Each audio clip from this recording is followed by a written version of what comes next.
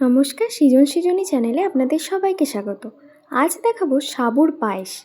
এর জন্য 1 লিটার দুধ নিয়ে নেব, আর সেটা ঘন রাখতে হবে, কোনো জল মেশালে চলবে না।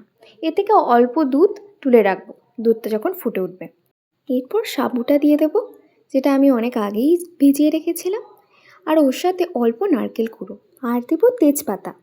2টো তেজপাতা এখানে দিয়ে দিয়েছি। এবার ভালো করে নেড়ে যে দুধটা আমি তুলে রেখেছিলাম ওতে একটা আমুল দুধের প্যাকেট পুরোটা দিয়ে দেবো। ভালো করে মিশিয়ে নেওয়া হয়ে গেছে। সাবুটা এখানে সেদ্ধ হয়েই এসেছে। এবার এখানে আমি গুড়টা দিয়ে দেবো।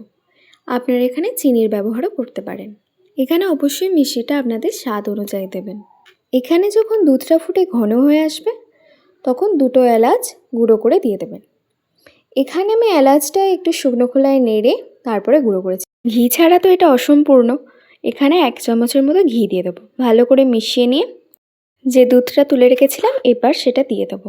এখানে দুধটা গ্যাসটা বন্ধ করে দেবেন, নয়তো দুধটা কেটে যাওয়ার সম্ভাবনা থাকে।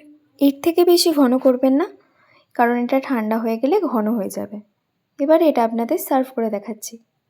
আজকের রেসিপিটা কেমন হলো অবশ্যই আমাকে কমেন্টে জানাবেন, আর ভিডিওটা ভালো লাগলে লাইক, কমেন্ট, শেয়ার করতে ভুলবেন না। আরও অনেক নতুন রেসিপি দেখার জন্য আমার চ্যানেলটা সাবস্ক্রাইব করে পাশে থাকা বেল আইকনটা ক্লিক করে দেবেন। আজকের মতো এই পর্যন্তই। অন্য দিন দেখা হচ্ছে আরও একটি নতুন রেসিপি নিয়ে। আজকের মতো টাটা। সবাই ভালো থাকবেন, সুস্থ